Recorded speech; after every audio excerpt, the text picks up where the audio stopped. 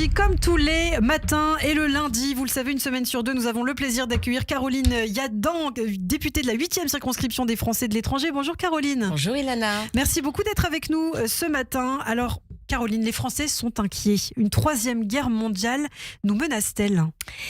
Eh bien, les Français et sans doute plus généralement les Européens sont inquiets à juste titre, Ilana, car la période que nous vivons sur notre sol est inédite depuis la Seconde Guerre mondiale.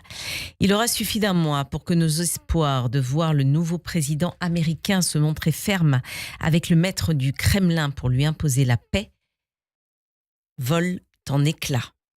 Nous pouvions imaginer que bien que mégalomaniaque, outrancier et condamné judiciairement, Donald Trump pouvait corriger l'excès d'immobilisme ou de courage des démocraties en étant l'homme de la situation dans le cadre d'une négociation qui aurait servi la marche du monde.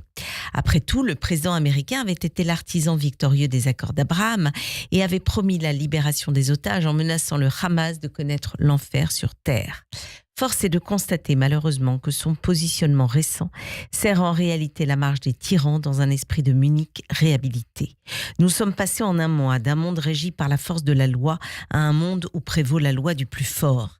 L'agression militaire contre l'Ukraine n'a pas seulement violé un principe fondamental du droit international, elle a marqué une rupture cinglante avec l'illusion d'un ordre mondial fondé sur la diplomatie.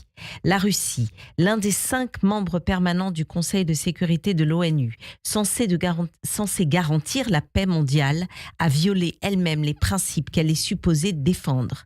L'invasion de l'Ukraine n'est pas un simple conflit régional, mais un reniement absolu de l'ordre international, un basculement vers un monde où les puissances militaires imposent leur volonté par la force brute.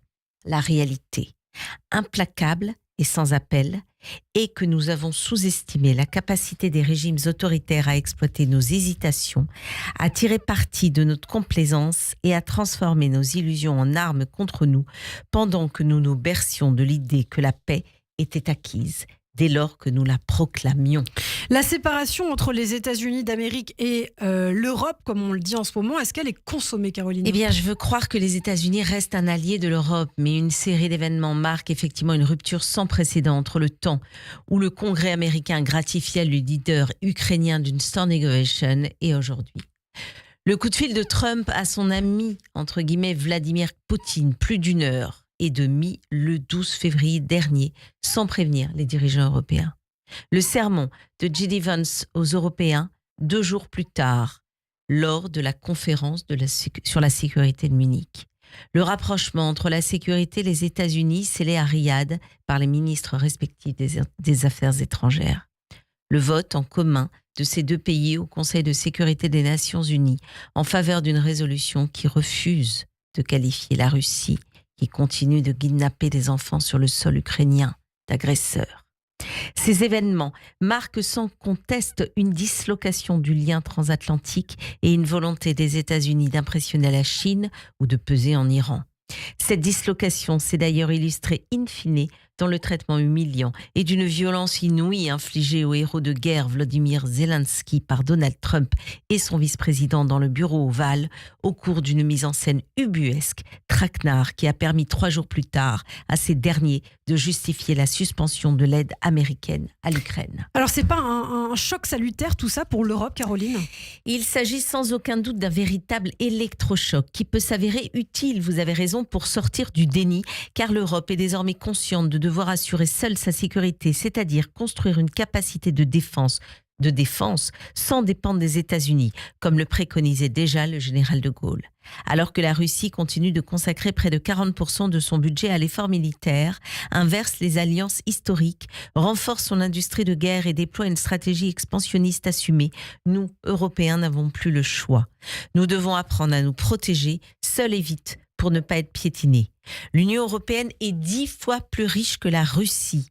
Nous avons donc les moyens de relever ce défi ardu aux côtés de toute l'Union européenne, car nos intérêts vitaux ne s'arrêtent évidemment pas à la France, mais à l'ensemble de nos voisins et aux voisins de nos voisins. Si demain, l'Allemagne est envahie, que faisons-nous ? Ce qui se joue en Ukraine, c'est la capacité des nations européennes à rester libres.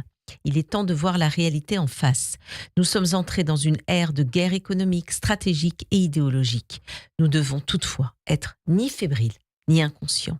Le monde n'est jamais aussi dangereux que lorsque ceux qui croient en la paix refusent de la défendre, convaincus qu'il suffit de clamer son rejet de la guerre pour l'empêcher d'advenir, oubliant que l'histoire ne pardonne jamais aux faibles et que la passivité, loin d'être un rempart, n'est souvent que le prélude d'une défaite annoncée.